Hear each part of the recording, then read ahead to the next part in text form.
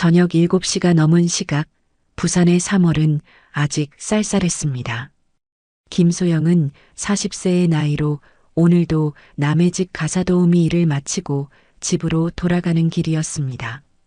무거운 가방을 어깨에 메고 버스 정류장에서 기다리고 있는 그녀의 얼굴에는 깊은 피로가 스며 있었습니다. 오늘도 참 힘들었네. 소영은 작은 한숨을 내쉬며 휴대폰을 확인했습니다. 아직 중학생인 둘째 수민이에게서 온 문자였습니다. 엄마 언제 와요? 배고파요. 짧은 문자였지만 그 안에는 엄마를 기다리는 아이의 마음이 고스란히 담겨 있었습니다. 15년 전만 해도 소영의 삶은 전혀 달랐습니다. 남편 강민우는 작은 건설회사를 운영하는 사업가였고 그들은 해운대의 깔끔한 아파트에서 행복하게 살았습니다. 첫째 성수는 7살, 둘째 수민이는 4살이었던 그때가 그녀 인생에서 가장 행복한 시절이었습니다. 하지만 2009년 3월 어느 날 모든 것이 변했습니다. 평소처럼 아침에 회사에 간 민우가 그날 밤 집에 돌아오지 않았습니다. 처음에는 단순히 늦은 회식이라고 생각했습니다. 하지만 하루가 지나고 이틀이 지나도 민우는 나타나지 않았습니다. 여보세요? 민우 씨 회사 직원입니다. 사장님이 갑자기 사라지셨어요. 그 전화 한 통으로 소영의 세상은 무너져 내렸습니다. 회사 직원의 전화를 받은 후 소영은 급히 민우의 회사로 달려갔습니다. 하지만 그곳에서 기다리고 있던 것은 상상도 하지 못했던 현실이었습니다. 사모님 죄송합니다. 사장님이 회사 자금을 모두 가지고 사라지셨어요. 회계 담당 직원의 말에 소영은 그 자리에 주저앉고 말았습니다. 더 충격적인 것은 민우가 사업 확장을 위해 받은 대출금과 투자금이 15억 원에 달한다는 사실이었습니다. 그럴 리가 없어요.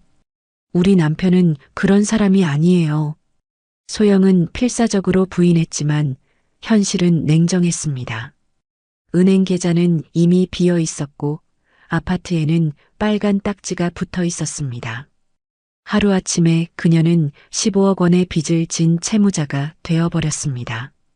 그날 밤 집에 돌아온 소영은 아이들 앞에서 어떤 말을 해야 할지 몰랐습니다. 7살 성수와 4살 수민이는 아빠가 언제 오는지 계속 물어봤습니다. 아빠는 먼 곳에 일하러 가셨어. 곧 돌아올 거야. 그것이 소영이 아이들에게 할 수 있는 유일한 말이었습니다. 하지만 그녀 스스로도 민우가 정말 돌아올지 확신할 수 없었습니다. 다음 날부터 채권자들이 몰려왔습니다. 문 앞에는 하루 종일 사람들이 기다렸고 전화는 쉴 새 없이 울렸습니다. 돈 어디 숨겨뒀어? 남편이 어디 갔는지 말해. 거친 남자들의 협박에 소영은 아이들을 꼭 안고 떨어야 했습니다. 그녀는 정말로 남편이 어디로 갔는지, 돈이 어디에 있는지 아무것도 몰랐습니다. 민우가 사라진 지 일주일 후 소영에게 더 큰 충격이 기다리고 있었습니다.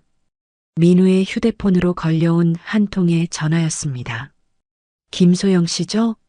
저는 대성건설 박철민 상무입니다. 낯선 남자의 목소리는 차갑고 위협적이었습니다. 남편분이 우리 회사 프로젝트 자금 50억을 가지고 도망쳤습니다. 지금 당장 돌려주지 않으면 당신과 아이들도 가만두지 않겠어요. 소영은 떨리는 목소리로 대답했습니다. 그럴 리가 없어요. 우리는 그런 큰돈 본 적도 없어요. 그럼 남편이 어디 있는지 말해요. 안 그러면. 전화가 끊어진 후 소영은 온몸이 떨렸습니다. 15억도 감당할 수 없는데 50억이라니. 도대체 민우에게 무슨 일이 일어난 것일까요? 그날 밤 소영은 민우의 책상 서랍을 뒤져보았습니다. 평소에는 절대 건드리지 않던 곳이었지만 이제는 단서라도 찾아야 했습니다. 서랍 깊숙한 곳에서 그녀는 작은 수첩 하나를 발견했습니다. 수첩에는 민우의 필체로 이상한 숫자들과 이름들이 적혀 있었습니다. 그리고 마지막 페이지에는 이런 글귀가 있었습니다. 소영아, 미안해. 너와 아이들을 지키려면 이 방법밖에 없었어. 언젠가 진실을 알게 되겠지만 날 미워하지 마. 사랑한다. 소영의 눈에서 눈물이 쏟아졌습니다. 민우가 가족을 버리고 도망친 것이 아니라는 걸 직감적으로 알 수 있었습니다. 하지만 그 진실이 무엇인지는 알 수 없었습니다. 이틀 후 아파트에서 쫓겨날 위기에 처한 소영은 아이들과 함께 시댁이 있는 경상남도 김해로 내려갔습니다. 하지만 시어머니도 민우의 실종으로 충격을 받은 상태였고 빚에 대한 부담으로 그들을 오래 받아줄 수는 없었습니다. 시댁에서도 한 달을 버티기 힘들었습니다. 시어머니는 며느리와 손자들을 사랑했지만 채권자들이 시댁까지 찾아오기 시작하면서 상황은 더욱 어려워졌습니다. 소영아, 미안하다. 하지만 이러다가 우리 집까지 빼앗길 것 같아. 시어머니의 눈물 어린 말에 소영은 고개를 끄덕였습니다. 그녀도 이해했습니다. 70세가 넘은 시어머니가 감당하기에는 너무 큰 짐이었습니다. 소영은 아이들과 함께 부산의 사하구에 있는 작은 반지하 방을 얻었습니다. 전세금은 시어머니가 마지막으로 도와주신 500만 원이 전부였습니다. 월세 50만 원에 방 하나, 작은 부엌이 전부인 15평 남짓한 공간이었습니다. 엄마, 여기서 살아야 해요? 7살 성수가 눈물을 글썽이며 물었습니다. 예전에 살던 넓은 아파트와는 비교할 수 없을 정도로 좁고 습한 곳이었습니다. 그래, 아빠가 돌아올 때까지만 여기서 살자. 소영은 아들을 안아주며 말했지만 그녀 자신도 언제까지 버틸 수 있을지 확신이 없었습니다. 생계를 위해 소영은 가사도우미 일을 시작했습니다. 경험도 없고 나이도 40세로 많은 편이었지만 선택의 여지가 없었습니다. 하루 5만 원을 받고 남의 집 청소, 빨래, 요리를 했습니다. 하루에 2집을 돌면 10만 원, 한 달이면 300만 원 정도였습니다. 월세와 생활비를 빼고 나면 아이들 교육비조차 부족했습니다. 사장님, 혹시 일 더 없을까요? 소영은 가사도우미 소개소에서 간절하게 부탁했습니다. 아줌마, 이 나이에 너무 무리하면 몸 버려요. 그래도 한 곳 더 소개해드릴게요. 그렇게 소영은 하루에 3집을 돌며 15시간씩 일하는 생활이 시작되었습니다. 아이들은 엄마의 고생을 보며 빠르게 철이 들어갔습니다. 성수는 4살 수민이를 돌보며 엄마가 일해서 돌아올 때까지 기다렸고 수민이는 어린 나이에도 엄마가 힘들어한다는 것을 본능적으로 알고 있었습니다. 엄마, 저는 라면만 먹어도 맛있어요. 수민이의 말에 소영의 가슴은 미어졌습니다. 아이들에게 제대로 된 음식 한 끼 못 해주는 자신이 한심하게 느껴졌습니다. 그러던 어느 날 성수가 학교에서 울며 돌아왔습니다. 엄마, 친구들이 우리 아빠가 사기꾼이래요. 동네에 소문이 퍼진 것이었습니다. 아이는 아직 어렸지만 사람들의 시선이 자신과 가족을 향해 곱지 않다는 것을 느낄 수 있었습니다. 성수야, 아빠는 사기꾼이 아니야. 아빠는 어려운 일 때문에 잠시 멀리 가신 거야. 소영은 아들을 안아주며 말했지만 그녀도 점점 확신이 사라져갔습니다. 정말로 민우는 어디서 무엇을 하고 있는 걸까요? 5년이 흘렀습니다. 2014년 성수는 12살이 되었고 수민이는 9살이 되었습니다. 소영은 여전히 가사도우미 일을 하며 하루하루를 버티고 있었습니다. 아이들은 이제 아빠에 대해 묻지 않았습니다. 오히려 성수는 우리에게는 엄마만 있으면 돼요라고 말할 정도로 성숙해져 있었습니다. 그런 어느 날 소영이 일하던 해운대의 한 아파트에서 응급 상황이 발생했습니다. 집주인 할머니가 갑자기 쓰러진 것입니다. 할머니, 할머니. 소영은 당황하며 119에 신고했습니다. 구급차가 도착했고 응급실로 향하는 할머니를 따라가던 소영은 그곳에서 한 의사와 마주쳤습니다. 가족분이세요? 아니요, 저는 가사도우미입니다. 깔끔한 흰 가운을 입은 40대 중반의 의사는 김준성이라고 자신을 소개했습니다. 그의 눈빛에는 따뜻함이 있었습니다. 할머니께서 혈압이 급격히 오르셨네요. 다행히 큰 문제는 없으실 것 같습니다. 김준성 의사의 말에 소영은 안도의 한숨을 내쉬었습니다. 정말 감사합니다.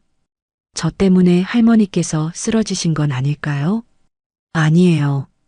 이런 일은 갑자기 생길 수 있는 일이에요. 그런데 가사도우미 분이 이렇게까지 걱정해 주시는 경우는 흔하지 않은데요. 준성의 말에 소영은 쓴웃음을 지었습니다.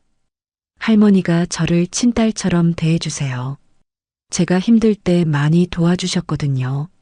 그 순간 준성은 소영의 거칠어진 손과 여인 얼굴을 자세히 보았습니다. 40대 초반으로 보이는 그녀에게서 말할 수 없는 고생의 흔적을 발견할 수 있었습니다. 혹시 집이 멀어요? 늦었는데 택시라도. 괜찮습니다. 버스 타고 갈게요. 소영이 정중히 거절하려던 그때 준성이 조심스럽게 말했습니다. 실례지만 혹시 다른 일도 하고 계신가요? 우리 병원에서 환자분들 간병 도우미를 찾고 있거든요. 정말요? 소영의 눈이 반짝였습니다. 간병일은 가사도우미보다 조금 더 나은 수입을 기대할 수 있었습니다. 그렇게 소영은 김준성이 근무하는 부산 성심병원에서 간병 도우미 일을 시작하게 되었습니다. 준성은 소영의 성실함과 환자들을 돌보는 정성을 보며 점점 그녀에게 관심을 갖게 되었습니다. 5년이 더 흘렀습니다. 2019년 성수는 17살 고등학생이 되었고 수민이는 14살 중학생이 되었습니다. 소영은 여전히 준성의 병원에서 일하고 있었고 두 사람 사이에는 서서히 따뜻한 감정이 자라나고 있었습니다. 하지만 소영은 아직 법적으로 기혼자였습니다. 민우의 생사조차 불분명한 상황에서 새로운 사랑을 시작하기에는 마음의 짐이 너무 컸습니다. 어머니, 저희가 정말 아무것도 몰라요. 아버지가 어디 계신지. 성수는 이제 17살이 되어 집안의 기둥 역할을 하고 있었습니다. 하지만 여전히 가끔씩 찾아오는 채권자들 앞에서는 어린아이일 뿐이었습니다. 그래, 내 아버지 없는 건 알겠는데 그럼 빚은 누가 갚을 거야? 중년 남자의 거친 목소리에 수민이가 엄마 뒤로 숨었습니다. 10년이 흘렀지만 아직도 이런 일들이 반복되고 있었습니다. 죄송합니다. 조금만 더 시간을 주시면. 소영이 고개를 숙이며 말했을 때 뜻밖의 목소리가 들렸습니다. 여기서 뭐 하는 거예요? 김준성이 소영의 집 앞에 서 있었습니다. 그는 소영이 오늘 병원에 나오지 않아서 걱정이 되어 찾아온 것이었습니다. 당신이 누구시길래? 채권자가 준성을 노려보려던 순간 준성은 명함을 건넸습니다. 부산 성심병원 내과과장 김준성입니다. 혹시 김소영 씨와 무슨 일이 있으신가요? 의사라는 직업의 권위 때문인지 채권자의 태도가 조금 누그러졌습니다. 아, 의사 선생님이시군요. 이분 남편이 빚을 지고 도망쳤는데 아직도 갚지 않아서 10년 전 일이라고 들었는데 법적으로 시효가 지나지 않았나요? 준성의 침착한 질문에 채권자는 당황했습니다. 사실 법적 시효는 이미 지났지만 소영이 법에 대해 잘 모른다는 점을 이용해 계속 괴롭혀 온 것이었습니다. 그래도 도덕적으로는 남편이 진 빚을 부인과 자녀가 평생 감당해야 한다는 말씀이신가요? 준성의 단호한 말에 채권자는 더 이상 할 말이 없었습니다. 결국 그들은 투덜거리며 돌아갔습니다. 소영은 준성에게 깊은 감사를 표했습니다. 선생님, 정말 고맙습니다. 어떻게 보답해야 할지. 소영 씨, 언제까지 이렇게 사실 건가요? 준성의 진지한 물음에 소영은 고개를 숙였습니다. 선생님 말씀이 맞아요. 하지만 저는 아직도 남편을 기다리고 있어요. 소영의 말에 준성은 안타까운 표정을 지었습니다. 10년이라는 세월 동안 소영은 민우를 기다리며 혼자서 모든 것을 감당해 왔습니다. 혹시 실종 신고는 하셨나요? 처음에 했었어요. 하지만 경찰에서는 사업 실패로 도망간 것으로 보인다고 더 이상 수사하지 않았어요. 그날 밤 집에서 성수가 어머니에게 조심스럽게 말했습니다. 엄마, 김 선생님 좋은 분 같아요. 엄마가 행복했으면 좋겠어요.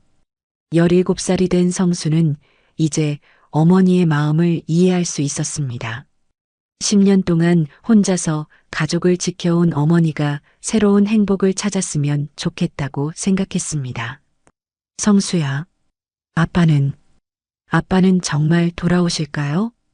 성수의 질문에 소영은 답할 수 없었습니다. 그녀도 더 이상 확신할 수 없었습니다. 그런데 며칠 후 운명처럼 그 순간이 찾아왔습니다.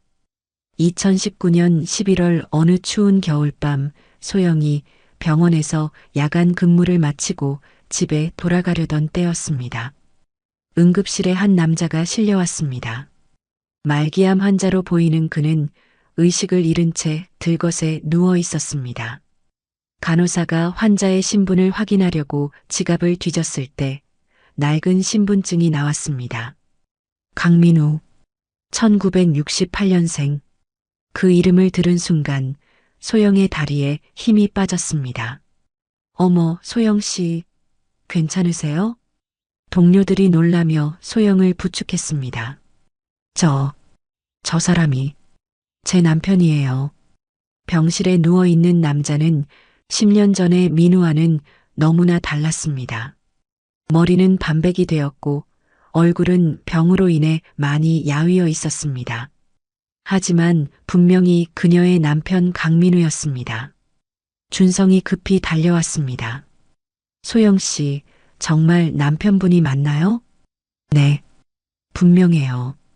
준성은 민우의 상태를 자세히 검사했습니다. 결과는 심각했습니다. 간암 말기입니다. 이미 상당히 진행된 상태예요. 제대로 치료받지 못한 것 같네요. 소영의 손이 떨렸습니다. 10년 만에 다시 만난 남편이 죽어가고 있다는 현실을 받아들이기 어려웠습니다. 얼마나 시간이 남았나요? 적극적인 치료를 받아도 몇 달 정도로 보입니다. 그때 민우가 천천히 눈을 떴습니다. 초점 없던 그의 눈동자가 소영을 발견하고 점점 또렷해졌습니다. 소영아, 정말 소영이야? 10년 만에 듣는 남편의 목소리에 소영은 눈물을 참을 수 없었습니다. 여보, 미안해. 정말 미안해. 민우의 눈에서도 눈물이 흘러내렸습니다. 다음 날 소영은 아이들에게 아버지가 돌아왔다는 소식을 전했습니다. 성수와 수민이의 반응은 복잡했습니다. 정말 아빠예요? 수민이는 4살 때 헤어진 아버지의 얼굴을 제대로 기억하지 못했습니다. 17살 성수도 마찬가지였습니다. 그들에게 아버지는 어릴 적 흐릿한 기억 속의 존재일 뿐이었습니다. 왜 지금 와서 나타난 거예요? 성수의 목소리에는 분노가 섞여 있었습니다. 성수야, 엄마가 얼마나 고생했는지 알아요? 우리가 얼마나 힘들었는지 알아요? 성수의 울분이 터져 나왔습니다. 10년 동안 아버지 없이 자라면서 쌓인 감정들이었습니다. 병원에서 민우는 소영에게 10년간의 이야기를 털어놓기 시작했습니다. 소영아, 나는 나는 진짜 도망친 게 아니야. 그럼 뭐예요? 15억의 빚은 뭐고 회사 자금은 뭐예요? 소영의 목소리도 떨렸습니다. 민우는 깊은 한숨을 쉬며 진실을 말하기 시작했습니다. 그때 대성건설 박철민이 나를 불렀어. 거대한 개발 프로젝트가 있다고 하면서 민우는 힘겹게 말을 이어갔습니다. 처음에는 정상적인 하청 계약인 줄 알았어. 하지만 그게 아니었어. 그들은 나를 이용해서 불법 자금을 세탁하려고 했던 거야. 소영은 민우의 말을 믿기 어려웠습니다. 그럼 왜 거절하지 않았어요? 거절했어. 하지만 그들이 협박했어. 너와 아이들을 해치겠다고. 민우의 목소리가 떨렸습니다. 박철민이 직접 말했어. 가족이 소중하면 우리 말을 들어라. 안 그러면 내 아내와 아이들이 어떻게 될지 모른다고. 소영의 얼굴이 창백해졌습니다. 그래서 도망친 거예요? 아니야. 처음에는 경찰에 신고하려고 했어. 하지만 박철민은 경찰과도 연결되어 있었어. 내가 신고해봤자 오히려 나만 죄인이 되고 너희는 더 위험해질 상황이었어. 민우는 계속해서 10년 전의 그날 밤을 회상했습니다. 마지막에 박철민이 제안했어. 내가 모든 죄를 뒤집어 쓰고 사라지면 너희는 건드리지 않겠다고. 단 절대 돌아오면 안 된다고 했어. 그럼 그 50억은? 나는 한 푼도 받지 않았어. 모든 게 그들의 조작이었어.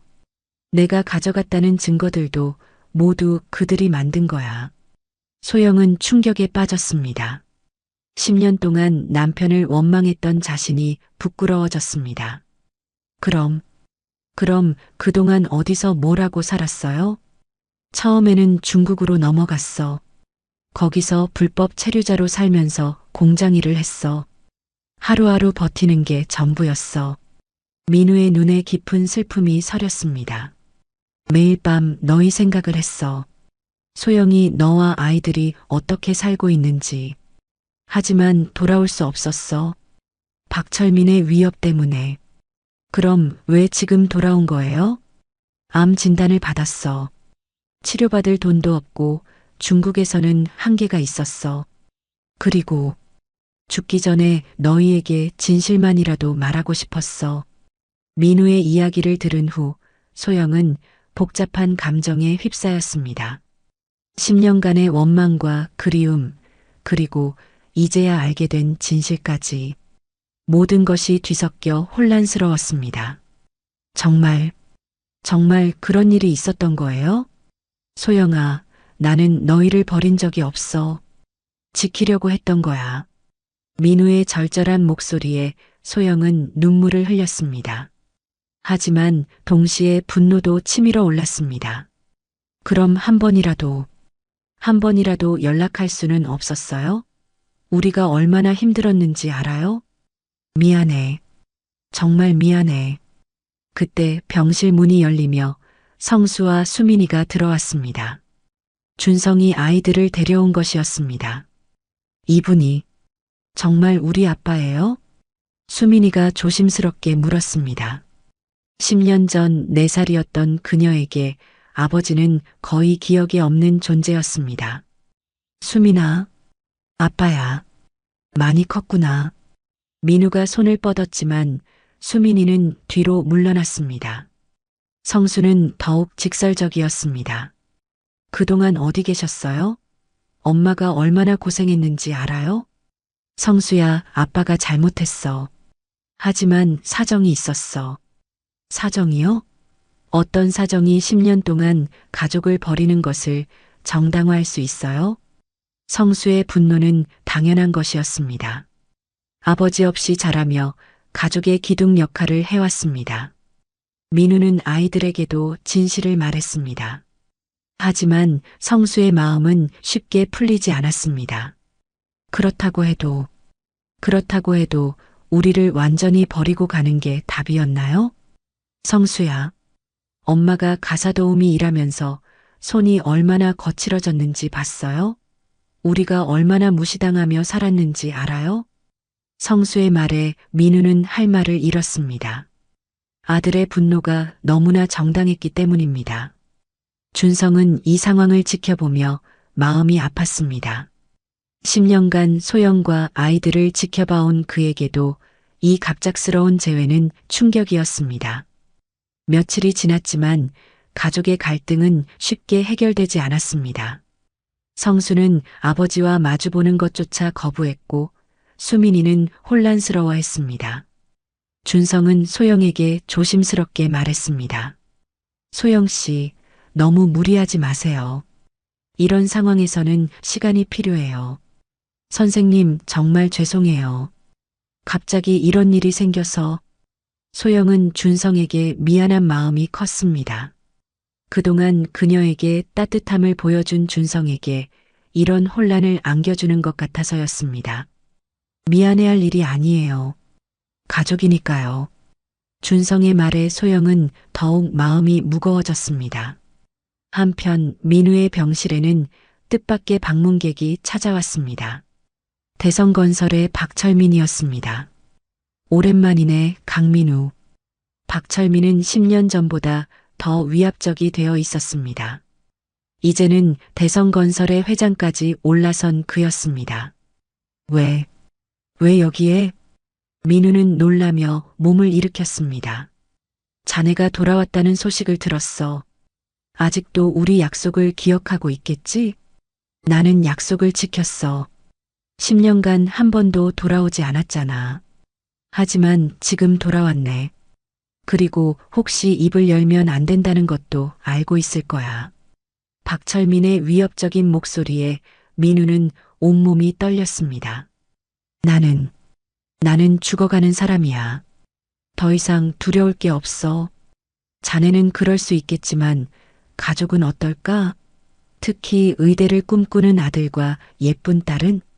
박철민은 성수와 수민이에 대해서도 자세히 알고 있었습니다. 10년 동안 감시해왔다는 뜻이었습니다. 건드리지 마. 그럼 조용히 죽어. 그게 가족을 지키는 마지막 방법이야. 박철민이 떠난 후 민우는 절망에 빠졌습니다. 10년이 지났지만 상황은 전혀 달라지지 않았습니다. 여전히 그는 가족을 지키기 위해 진실을 숨겨야 하는 처지였습니다. 그날 밤 소영이 민우를 찾았을 때 그는 깊은 고민에 빠져 있었습니다. 무슨 일이에요? 얼굴이 안 좋아 보여요. 소영아, 나는 그냥 조용히 가는 게 나을 것 같아. 무슨 소리예요? 아이들도 나를 받아들이기 힘들어하고 당신도 힘들어하잖아. 소영은 민우의 진짜 의도를 눈치채지 못했습니다. 다음 날 아침 민우는 갑자기 병원을 떠나겠다고 말했습니다. 퇴원하실 수 있는 상태가 아닙니다. 준성이 말렸지만 민우는 완고했습니다. 선생님, 감사했습니다. 하지만 저는 가족에게 더 이상 짐이 되고 싶지 않습니다. 소영은 당황했습니다. 여보, 갑자기 왜 이래요? 치료받아야죠. 소영아, 나는 이미 늦었어. 그리고 당신은 새로운 삶을 살아야 해. 민우는 준성을 바라보며 말했습니다. 김 선생님, 부탁이 있습니다. 소영이와 아이들을 잘 부탁드립니다. 준성과 소영 모두 민우의 갑작스러운 변화를 이해할 수 없었습니다. 어제까지만 해도 가족과 함께하고 싶다던 그가 왜 갑자기 떠나겠다는 건지. 그런데 그날 오후 성수가 민우에게 찾아왔습니다. 아버지와 할 말이 있어요. 성수는 며칠간 깊이 생각한 후 결심을 한 듯 보였습니다. 성수야, 10년 동안 아버지를 원망했어요. 왜 우리를 버리고 갔는지, 왜 한 번도 연락하지 않았는지. 민우는 고개를 숙였습니다. 하지만 어머니가 말씀해 주신 사정을 듣고 보니 아버지도 피해자였을 수도 있겠다는 생각이 들어요. 성수야, 아빠가 정말 미안해. 그런데 왜 지금 또 떠나려고 하세요? 이번에는 어떤 이유인가요? 성수의 날카로운 질문에 민우는 당황했습니다. 그냥 너희에게 짐이 되고 싶지 않아서. 거짓말이에요. 성수는 17살이었지만 이미 상당히 성숙해 있었습니다. 10년 전에도 우리를 지키려고 떠났다고 했잖아요. 이번에도 같은 이유 아니에요? 민우는 아들의 예리함에 놀랐습니다. 누가 또 협박했죠? 그 박철민이라는 사람이요? 성수야, 위험해. 너희가 다칠 수 있어. 아버지, 10년 전과 지금은 달라요. 저는 이제 17살이고 엄마에게는 김 선생님이 계세요. 우리가 더 이상 무력하지 않아요. 성수의 말에 민우는 깊이 생각에 잠겼습니다. 성수야, 하지만 박철민은 지금 대성건설의 회장이야. 권력이 10년 전보다 훨씬 커졌어. 그럼 계속 숨어 살 건가요? 평생? 성수의 말에 민우는 할 말이 없었습니다. 아버지, 저도 이제 곧 성인이에요. 그리고 의사가 되고 싶어요. 김 선생님처럼 사람을 돕는 일을 하고 싶어요. 성수는 잠시 멈춘 후 계속했습니다. 그런데 제가 의사가 되어서 환자를 돕겠다고 하면서 정작 제 아버지는 도울 수 없다면 그게 말이 되나요? 민우의 눈에 눈물이 고였습니다. 7살에 헤어진 아들이 이렇게 성숙한 청년으로 자라있다는 것이 놀라웠습니다. 그날 저녁 가족회의가 열렸습니다. 소영, 성수, 수민이, 그리고 민우가 함께 앉았습니다. 아버지, 정말 박철민이 또 위협했어요? 성수의 직접적인 질문에 민우는 더 이상 숨길 수 없었습니다. 그래. 어제 병원에 왔어. 입을 열면 너희를 해치겠다고 했어. 10년 전과 똑같네요. 소영이 분노로 떨었습니다. 그럼 평생 이렇게 살아야 하는 거예요? 우리가 무슨 잘못을 했다고? 엄마, 우리가 경찰에 신고해요. 수민이가 말했습니다.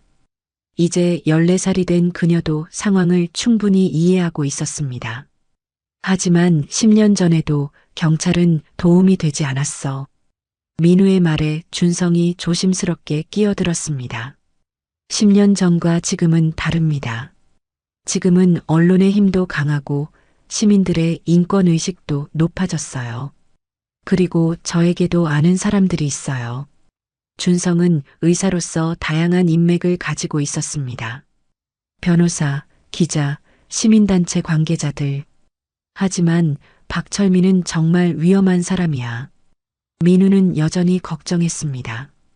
아버지, 그렇다고 평생 도망 다닐 순 없어요. 언젠가는 맞서야죠. 성수의 말에 모든 가족이 고개를 끄덕였습니다. 그리고 저는 아버지와 함께 남은 시간을 보내고 싶어요. 10년을 잃었는데 마지막까지 또 잃을 순 없어요. 성수의 진심 어린 말에 민우의 마음이 흔들렸습니다. 결국 민우는 가족과 함께 맞서기로 결심했습니다. 준성은 자신이 아는 인권 변호사 이정훈을 소개해 주었습니다. 10년간 숨어 지내셨다고요? 그리고 지금도 협박을 받고 계신다고요? 이정훈 변호사는 민우의 이야기를 듣고 분노했습니다. 이것은 명백한 협박과 강요죄입니다. 그리고 10년 전 사건도 다시 조사받을 수 있어요. 하지만 증거가 있을까요? 소영이 걱정스럽게 물었습니다. 박철민이 어제 병원에서 한 협박은 녹음하셨나요? 아니요. 괜찮습니다. 앞으로는 모든 접촉을 녹음하세요. 그리고 10년 전 사건에 대해서도 다시 조사해 보겠습니다. 변호사는 희망적인 말을 했지만 현실은 만만치 않았습니다. 박철민은 이미 대성건설 회장이라는 막강한 지위에 있었고 10년간 쌓아온 인맥과 권력이 있었습니다. 며칠 후 예상대로 박철민의 압력이 시작되었습니다. 김 선생님, 병원장님이 부르십니다. 준성이 병원장실에 갔을 때 그곳에는 병원장과 함께 낯선 중년 남자가 앉아 있었습니다. 준성아, 이분은 대성건설의 박 회장님이시다. 안녕하세요, 김 선생님. 제가 준성 선생님 이야기를 많이 들었습니다. 박철민의 미소는 위선적이었습니다. 최근에 강민우 씨와 가까이 지내신다고 들었는데 혹시 아시겠지만 그분은 과거에 문제가 많았던 분입니다. 무슨 말씀이신지. 선생님 같은 훌륭한 의사가 그런 분과 엮이시면 안 되죠. 병원 이미지에도 좋지 않고요. 병원장도 박철민의 편을 들었습니다. 준성아, 병원 입장에서도 곤란한 일이야. 대성건설은 우리 병원의 주요 후원자거든. 준성은 압박을 느꼈지만 굴복하지 않았습니다. 병원장님, 환자를 치료하는 것이 의사의 의무입니다. 개인적인 관계와는 별개입니다. 김 선생님, 현명한 선택을 하시길 바랍니다. 박철민의 말에는 위협이 담겨 있었습니다.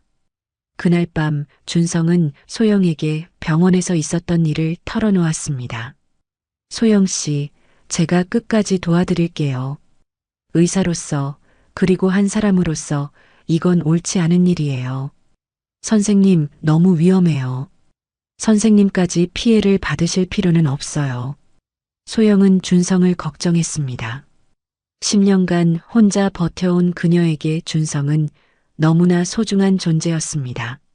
소영 씨, 저는 지난 수년간 당신과 아이들을 지켜봤어요.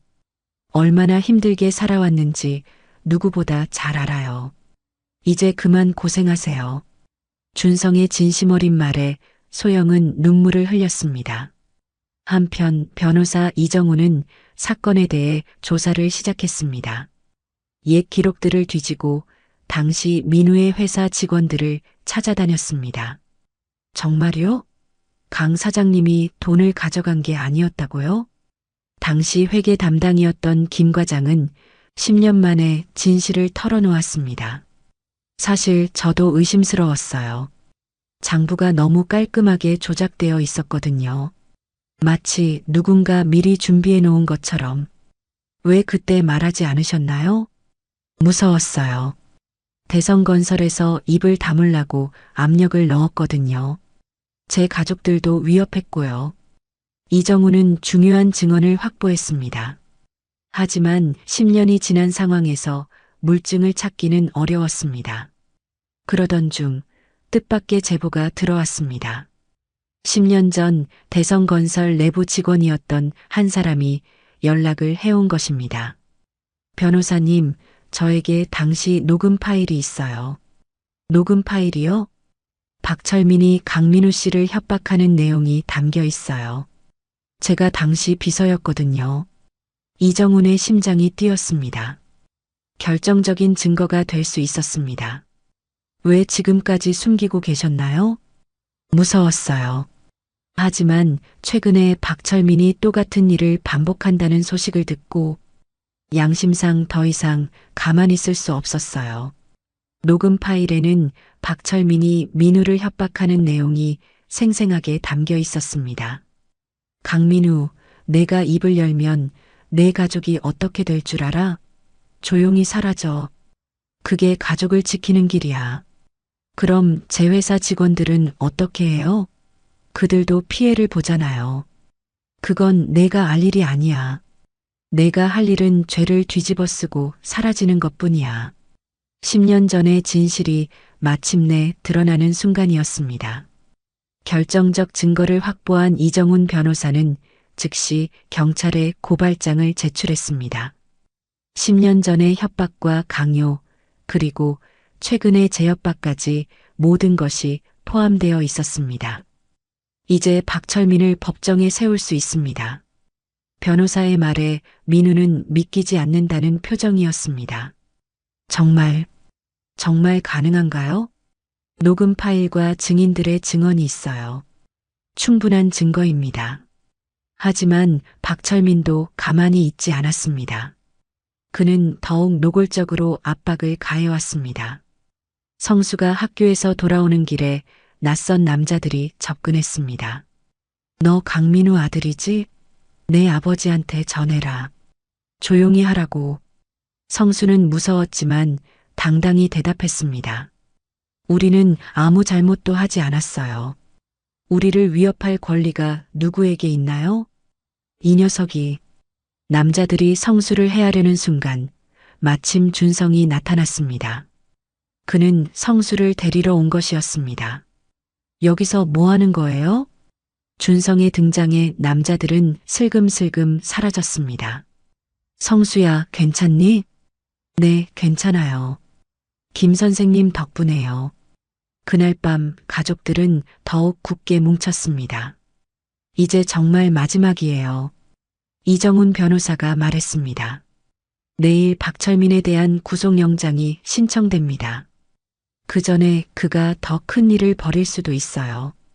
우리는 어떻게 해야 하나요? 소영이 걱정스럽게 물었습니다. 안전한 곳에 피해 계세요. 경찰에서 보호해 드릴 겁니다. 하지만 민우는 고개를 저었습니다. 아니요. 더 이상 도망치지 않겠어요. 10년 전에 도망쳤지만 이번에는 끝까지 맞서겠어요. 아버지.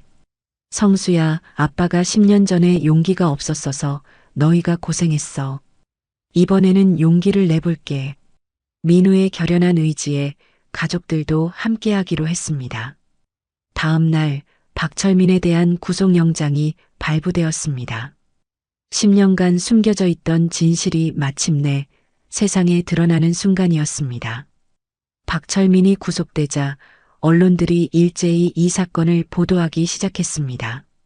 대성건설 박철민 회장, 10년 전 협박 강요 혐의로 구속. 무고한 가족 10년간 고통. 재벌가의 갑질 논란. 뉴스를 본 소영은 믿기지 않았습니다. 10년간 그들을 괴롭혔던 악몽이 마침내 끝나가고 있었습니다. 엄마, 이제 정말 끝난 건가요? 수민이가 조심스럽게 물었습니다. 그래, 이제 끝이야. 소영은 딸을 꼭 안아주었습니다. 하지만 기쁨도 잠시, 민우의 건강이 급격히 악화되었습니다.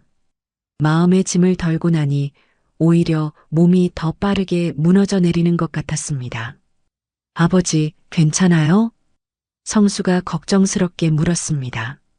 괜찮다. 마음이 편해져서 그런가, 오히려 평온해.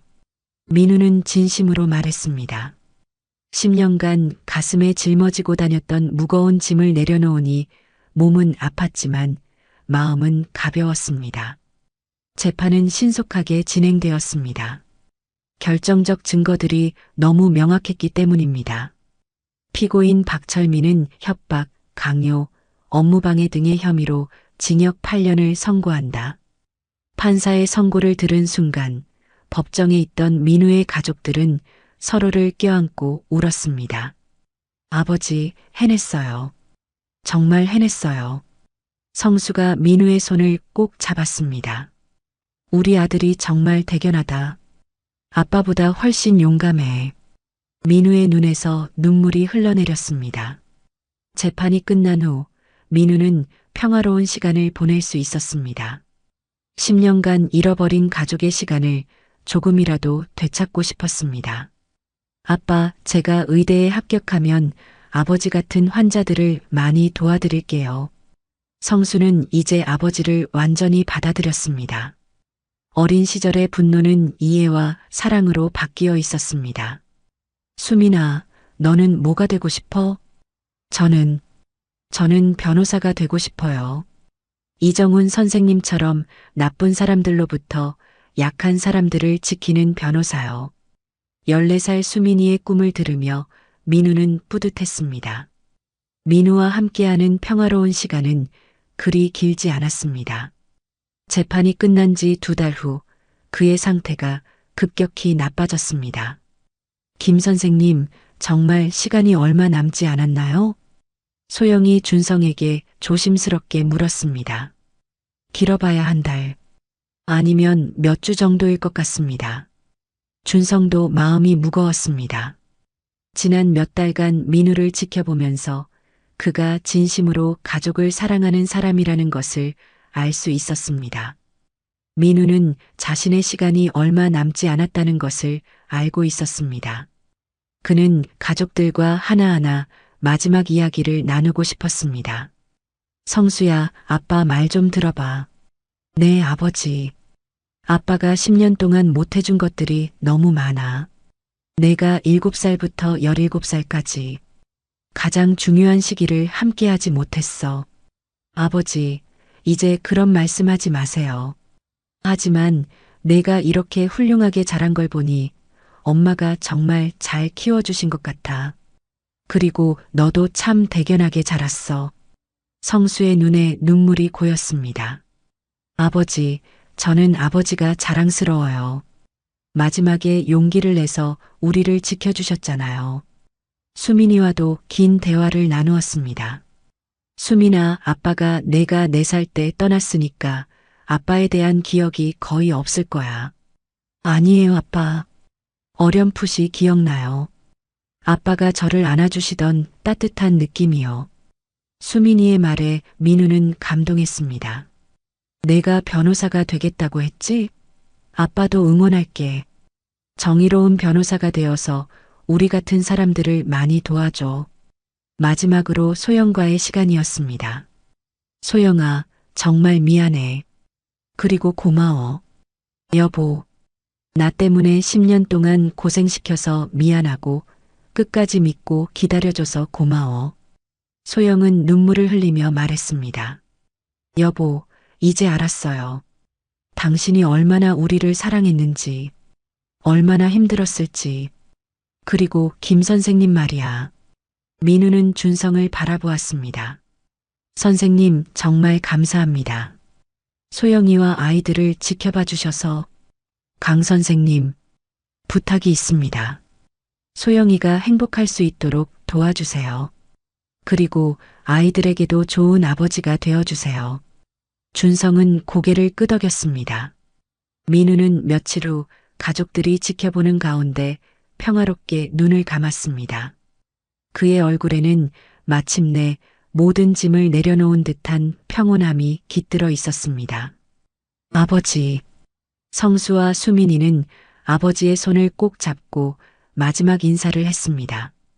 비록 함께한 시간은 짧았지만 그들은 아버지의 진정한 사랑을 확인할 수 있었습니다. 장례식에는 예상보다 많은 사람들이 참석했습니다.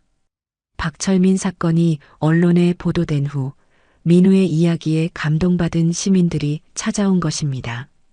10년간 가족을 지키기 위해 혼자 고생하신 분, 마지막에 용기를 내서 진실을 밝히신 분, 사람들의 추도사를 들으며 소영은 눈물을 흘렸습니다. 10년간 사기꾼의 아내라고 손가락질 받았던 그녀였지만 이제는 모든 사람들이 진실을 알고 있었습니다. 이정훈 변호사도 참석해서 말했습니다. 강민우 씨는 평범한 사람이었지만 가족을 지키려는 마음만큼은 누구보다 강했습니다. 그분의 희생이 헛되지 않도록 우리 사회가 더 정의로워져야 합니다.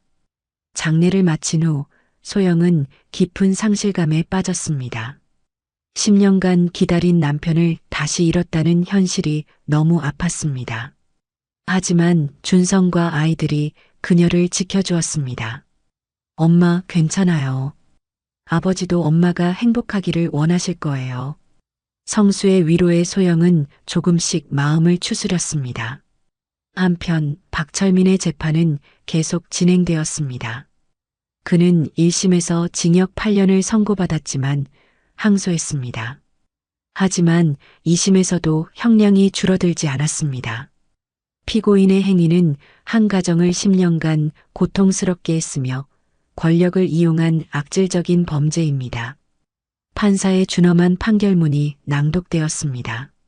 민우가 세상을 떠난 지 6개월 후 소영에게 뜻밖의 소식이 전해졌습니다. 그녀 자신도 건강에 문제가 생긴 것입니다.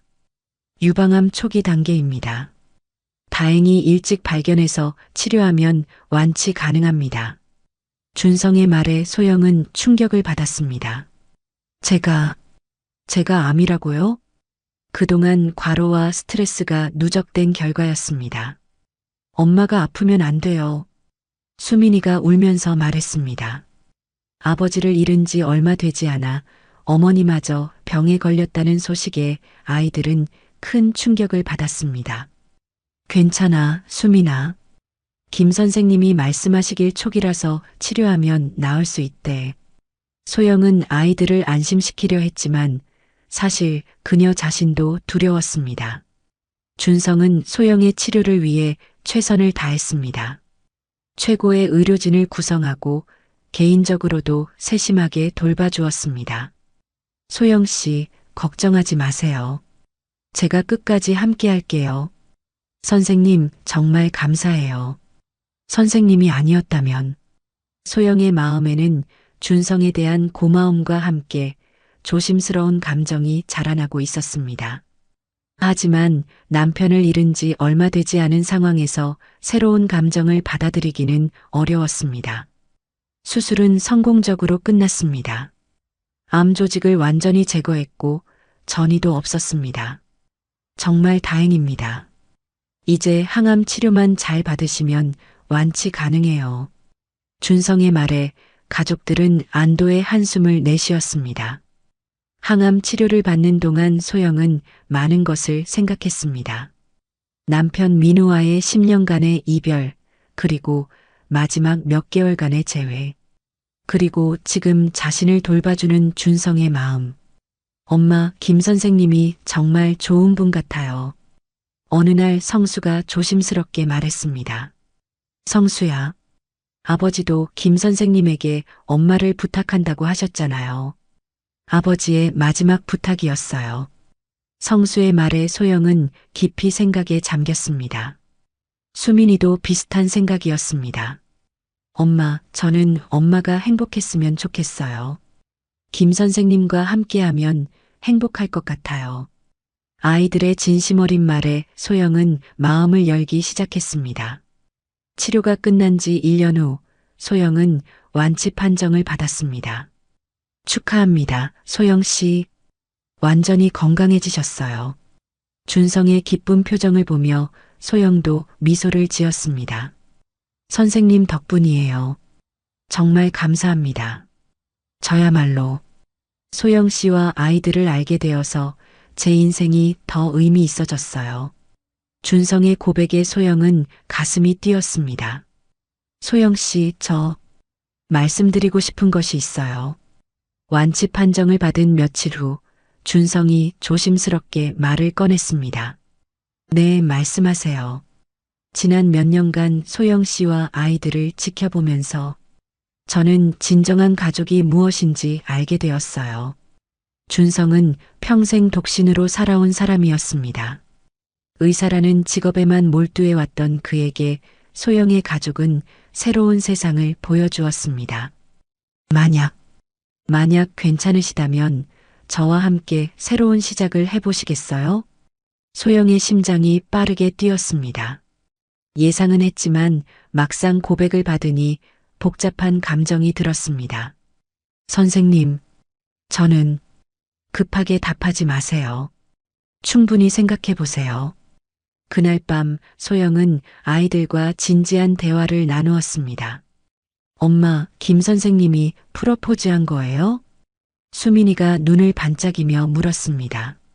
그런 셈이지. 저는 찬성이에요.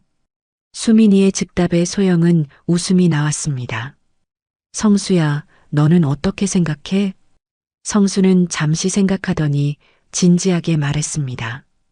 엄마, 아버지가 돌아가시기 전에 하신 말씀 기억하세요?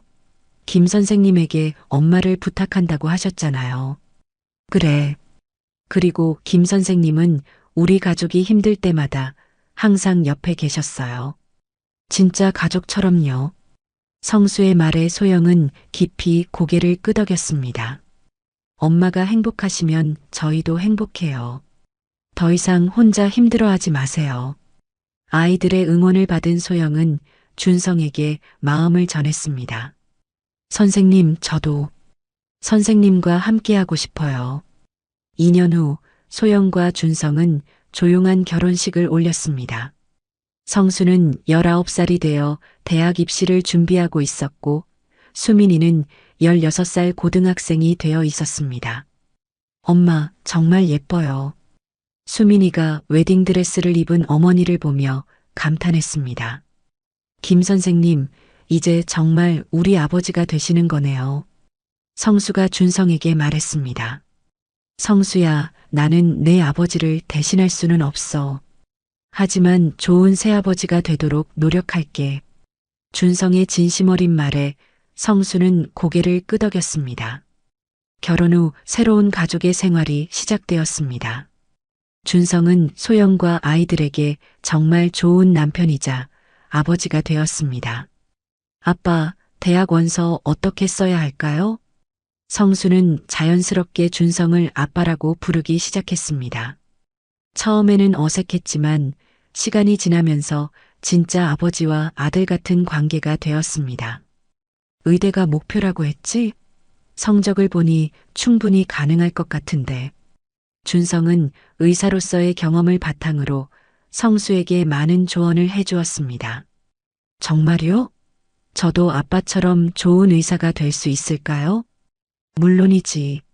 내게는 가장 중요한 자질이 있어. 뭐요? 다른 사람의 고통을 이해하는 마음이야. 어려운 시절을 겪었기 때문에 환자들의 마음을 더 잘 이해할 수 있을 거야. 성수는 준성의 말에 큰 힘을 얻었습니다. 수민이도 준성을 진짜 아버지처럼 따랐습니다. 아빠, 저 친구가 괴롭힘을 당하고 있어요. 어떻게 도와줘야 할까요? 수민아, 내가 그 친구를 도와주려는 마음이 아름다워. 변호사가 되겠다는 꿈과도 잘 맞고. 준성은 수민이의 정의감을 격려해 주었습니다. 그런데 결혼 1년 후 소영에게 또 다른 기쁜 소식이 있었습니다. 여보, 저 임신한 것 같아요. 정말요? 준성은 깜짝 놀라며 소영을 안아주었습니다. 47세의 늦은 나이였지만 두 사람에게는 기적 같은 일이었습니다. 성수와 수민이도 새로운 동생이 생긴다는 소식에 기뻐했습니다. 엄마, 정말요?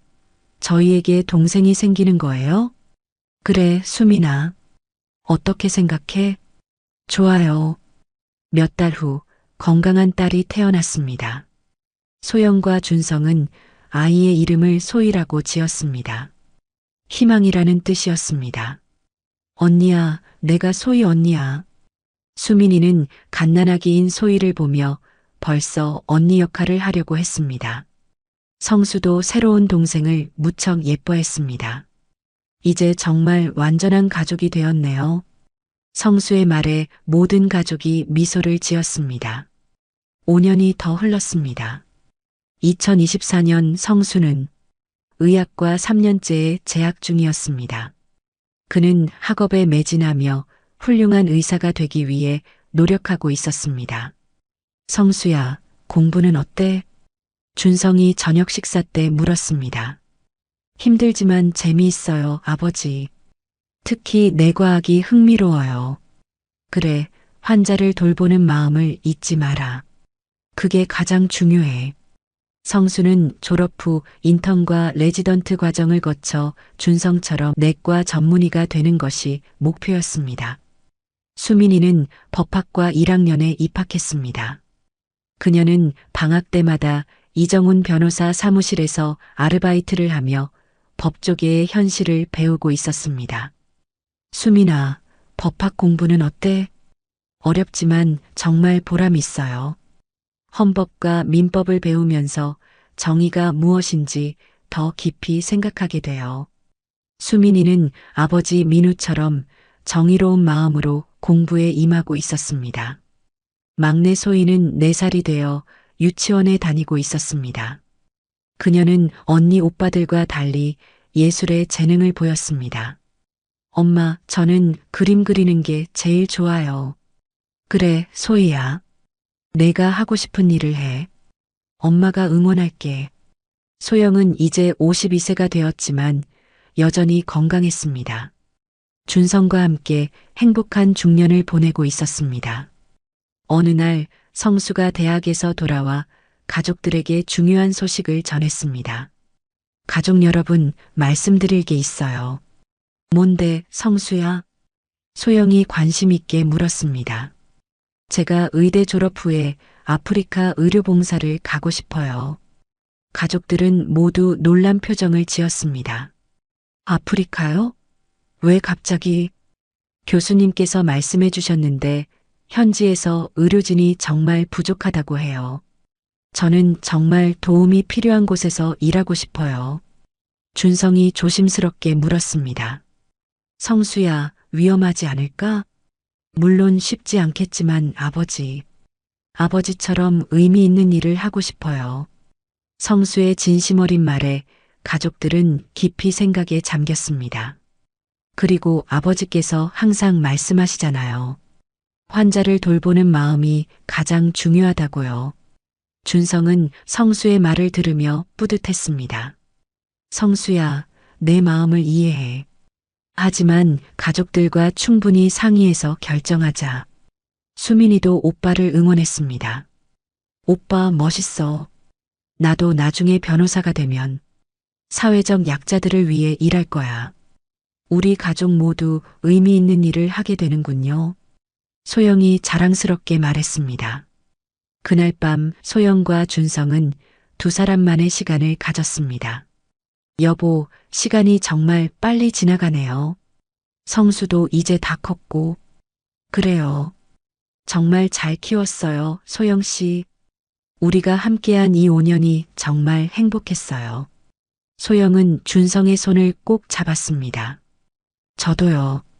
소영 씨와 아이들을 만난 게 제 인생 최고의 행운이었어요. 그런데 며칠 후 소영에게 예상치 못한 연락이 왔습니다. 박철민의 변호사로부터였습니다. 김소영 씨, 박철민 씨가 출소 후 사과의 뜻으로 피해 보상을 하고 싶다고 합니다. 소영은 당황했습니다. 박철민이 벌써 출소했다는 소식은 처음 듣는 것이었습니다. 출소요? 언제요? 작년에 모범수로 조기 출소했습니다. 그동안 깊이 반성하셨고 이제 진심으로 사과하고 싶어 하십니다. 소영은 가족들과 상의했습니다. 어떻게 생각해? 준성이 물었습니다. 저는 반대예요. 성수가 단호하게 말했습니다. 그 사람 때문에 우리 가족이 얼마나 고생했는데요. 이제 와서 돈으로 해결하려고 하는 거 아니에요? 수민이도 오빠 편이었습니다. 저도 성수 오빠 말에 동의해요. 진심으로 반성한다면 조용히 살면 되는 거지. 왜 굳이 우리를 찾아와요? 하지만 소영은 다른 생각이었습니다. 얘들아, 우리는 이미 행복해졌어. 그리고 그 돈으로 더 많은 사람들을 도울 수 있다면. 엄마, 성수가 아프리카 의료봉사를 가고 싶어 하잖아. 그리고 수민이도 변호사가 되어서 어려운 사람들을 도우려고 하고 그런 일들에 도움이 될 수 있다면 받는 것도 나쁘지 않을 것 같아. 준성이 소영의 생각에 공감했습니다. 소영 씨 말이 맞는 것 같아요. 과거의 상처를 돈으로 치유할 수는 없지만 그 돈으로 더 의미 있는 일을 할 수 있다면 결국 가족들은 보상금을 받기로 했습니다.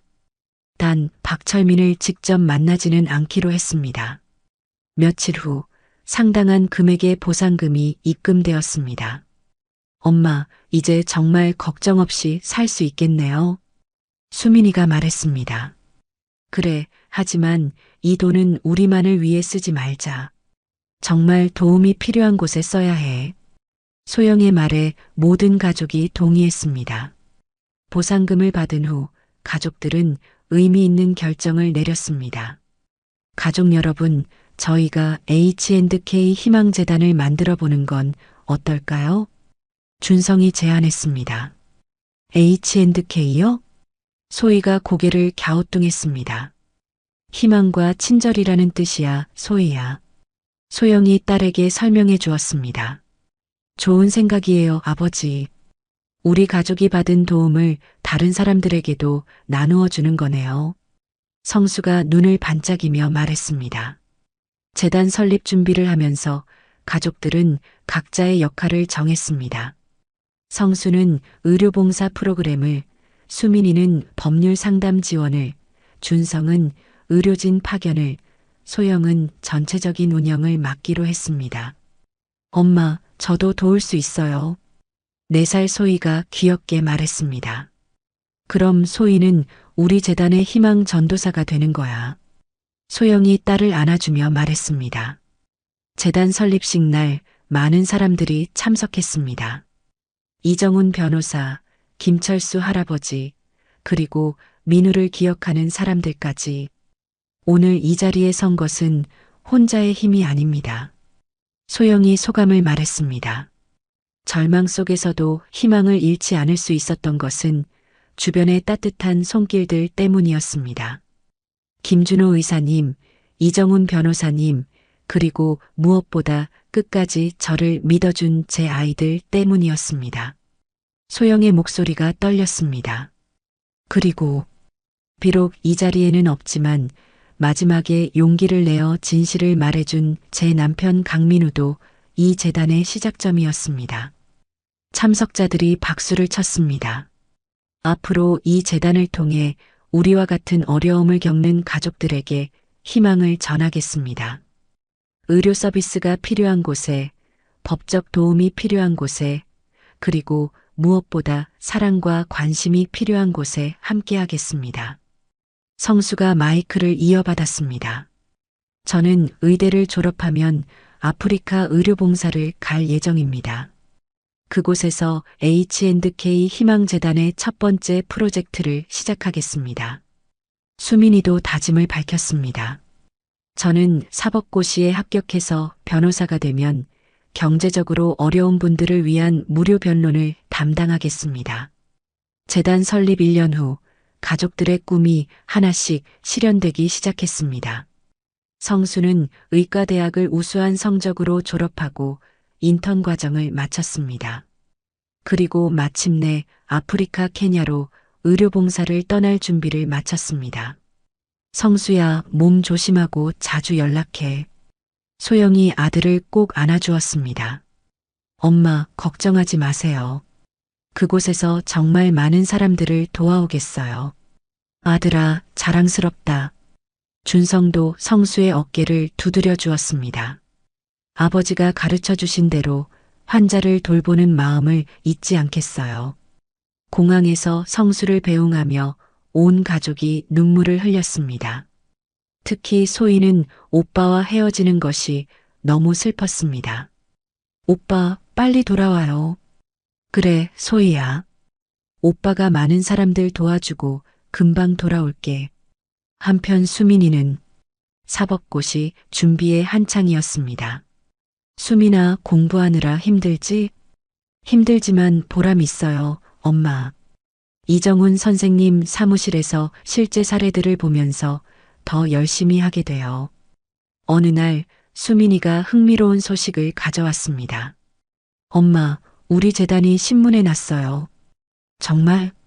신문 기사에는 H&K 희망재단의 활동이 자세히 소개되어 있었습니다. 성수의 아프리카 의료봉사, 무료 법률 상담, 그리고 어려운 가정 지원 프로그램까지. 우리 가족이 이렇게 많은 일을 하고 있었구나. 소영이 감탄했습니다. 그날 저녁 준성이 소영에게 말했습니다. 소영 씨, 정말 자랑스러워요. 당신과 아이들이 이렇게 훌륭하게 성장한 모습을 보니까 당신도 마찬가지예요. 당신이 아니었다면 우리 가족이 이렇게 될 수 없었을 거예요. 5살이 된 소희도 이제 재단 일에 관심을 보이기 시작했습니다. 엄마, 저도 나중에 오빠들처럼 사람들 도와줄 수 있어요? 물론이지, 소희야. 내가 그림을 잘 그리니까 그림으로 사람들에게 희망을 줄 수 있을 거야. 성수가 아프리카에 간 지 6개월이 지났을 때 그곳에서 온 편지가 가족들을 감동시켰습니다. 가족 여러분, 저는 지금 정말 의미 있는 일을 하고 있어요. 여기서는 기본적인 의료 서비스조차 받기 어려운 사람들이 많아요. 하지만 작은 도움으로도 생명을 구할 수 있다는 걸 매일 느끼고 있어요. 소영이 편지를 읽으며 눈물을 흘렸습니다. 그리고 H&K 희망재단에서 보내주신 의료기기들 덕분에 더 많은 환자들을 도울 수 있게 되었어요. 정말 감사해요. 편지와 함께 온 사진에는 성수가 현지 아이들과 함께 웃고 있는 모습이 담겨 있었습니다. 오빠가 정말 행복해 보여요. 수민이가 사진을 보며 말했습니다.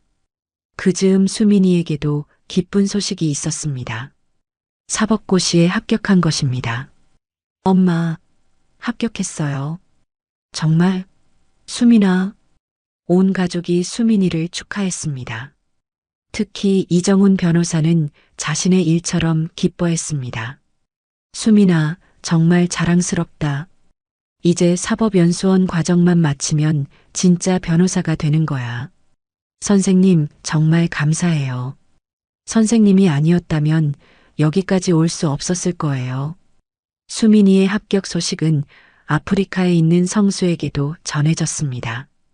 그가 보낸 축하 영상 편지에서는 기쁨이 가득했습니다. 수민아, 정말 축하해. 우리 가족이 다 각자의 꿈을 이루어가고 있구나. 아버지도 하늘에서 자랑스러워 하실 거야. 2025년 봄, 성수가 아프리카 의료봉사를 마치고 한국으로 돌아왔습니다. 공항에는 온 가족이 마중 나와 있었습니다. 오빠, 소희가 가장 먼저 달려가 성수를 안았습니다. 소희야, 많이 컸네. 그림 실력도 늘었다면서? 네. 오빠 보고 싶어서 매일 그림을 그렸어요. 가족들의 재회는 감동적이었습니다. 성수는 한층 성숙해진 모습이었고 그의 눈에는 깊은 경험에서 나오는 따뜻함이 있었습니다. 아프리카에서 정말 많은 것을 배웠어요. 의학 기술도 중요하지만 가장 중요한 건 환자를 향한 마음이라는 걸 다시 한번 깨달았어요. 성수의 이야기를 들으며 가족들은 그가 더욱 훌륭한 의사가 되었음을 알 수 있었습니다. 한편 수민이는 사법연수원을 우수한 성적으로 수료하고 이정훈 변호사 사무실에서 정식으로 일하기 시작했습니다. 첫 번째 무료 변론 사건을 맡게 되었어요. 수민이가 가족들에게 보고했습니다. 어떤 사건인데? 가정폭력 피해자를 돕는 사건이에요. 정말 의미 있는 일인 것 같아요. 그날 저녁 온 가족이 함께 모여 식사를 하며 지난 시간들을 돌아보았습니다. 정말 많은 일들이 있었네요. 소영이 감회 깊게 말했습니다. 16년 전 절망 속에서 시작된 긴 여행이 이렇게 아름다운 결말을 맞이할 줄은 꿈에도 생각하지 못했습니다. 여러분, 우리 민우 아버지 산소에 다 함께 가는 건 어때요? 소영이 제안했습니다. 좋아요, 엄마. 온 가족이 동의했습니다. 다음 주말 가족들은 민우의 묘지를 찾았습니다. 이제는 자연스러운 가족 나들이가 되어 있었습니다. 아버지, 저 아프리카에서 정말 많은 것을 배우고 왔어요. 앞으로 더 좋은 의사가 되어서 아버지처럼 의로운 사람이 될게요. 성수가 아버지의 묘비 앞에서 말했습니다. 아빠, 저는 변호사가 되었어요. 우리 가족처럼 억울한 일을 당하는 사람들을 도와줄게요. 수민이도 아버지에게 약속했습니다. 아저씨, 저는 소희예요. 그림으로 사람들에게 기쁨을 주는 사람이 될 거예요. 5살 소희도 아직 만나보지 못한 아버지에게 인사했습니다. 소영은 남편의 묘비를 쓰다듬으며 말했습니다. 여보, 우리 아이들 정말 잘 자랐어요. 당신이 마지막에 보여준 용기 덕분에 우리가 이렇게 행복할 수 있게 되었어요. 그리고 저도 이제 정말 행복해요. 준성도 민우에게 조용히 말했습니다. 형님, 약속 지키고 있어요. 소영 씨와 아이들 잘 돌보고 있어요. 걱정하지 마세요. 묘지를 떠나는 길에 소영은 뒤돌아보며 마지막 인사를 했습니다. 여보, 이제 정말 편히 쉬세요. 우리는 행복하게 잘 살 거예요. 집으로 돌아오는 길, 차 안은 따뜻한 대화로 가득했습니다. 엄마, 우리 정말 많은 일들을 겪었네요. 수민이가 창밖을 바라보며 말했습니다. 그래, 하지만 모든 것이 의미가 있었던 것 같아. 소영이 대답했습니다. 맞아요. 만약 그 일들이 없었다면 우리가 이렇게 서로를 소중히 여기게 되었을까요? 성수도 동의했습니다. 준성이 운전하면서 말했습니다. 저도 여러분을 만나지 못했을 거고요. 제 인생에서 가장 소중한 가족을 얻었으니까요. 아빠, 우리 앞으로도 계속 행복할 거죠? 소희가 순진하게 물었습니다. 물론이지, 소희야. 우리는 서로를 사랑하고 돌봐주니까 항상 행복할 거야. 소영이 딸의 머리를 쓰다듬어 주었습니다. 그날 밤 아이들이 잠든 후 소영과 준성은 거실에서 차를 마시며 조용한 시간을 가졌습니다. 여보, 정말 긴 여행이었네요. 그래요. 하지만 결국 우리는 해냈어요. 앞으로도 H&K 희망재단을 통해 더 많은 사람들을 도울 수 있겠죠? 네, 성수와 수민이가 각자의 분야에서 활동하게 되면 더 큰 도움을 줄 수 있을 거예요. 소영은 창밖의 별들을 바라보며 말했습니다. 때로는 가장 어두운 밤이 가장 밝은 새벽을 만들어내는 것 같아요. 정말 그런 것 같아요. 우리 가족이 그 증거죠. 준성이 소영의 손을 꼭 잡았습니다. 이제 정말 새로운 시작이에요. 과거의 아픔은 추억으로, 현재의 행복은 감사함으로, 그리고 미래의 희망은 사랑으로 채워가요. 두 사람은 서로를 바라보며 미소를 지었습니다. 16년간의 긴 시련이 끝나고 진정한 행복이 시작되는 순간이었습니다. 여러분, 오늘 이야기는 어떠셨나요? 때로는 인생이 우리에게 감당하기 어려운 시련을 안겨주기도 합니다.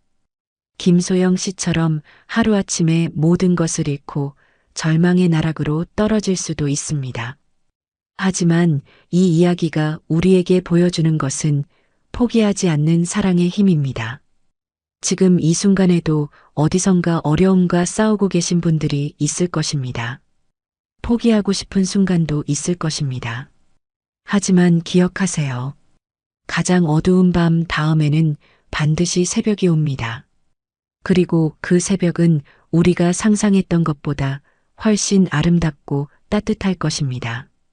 이야기가 마음에 닿았다면 구독과 좋아요 부탁드릴게요. 여러분의 따뜻한 댓글 하나가 모두에게 큰 힘이 됩니다. 감사합니다.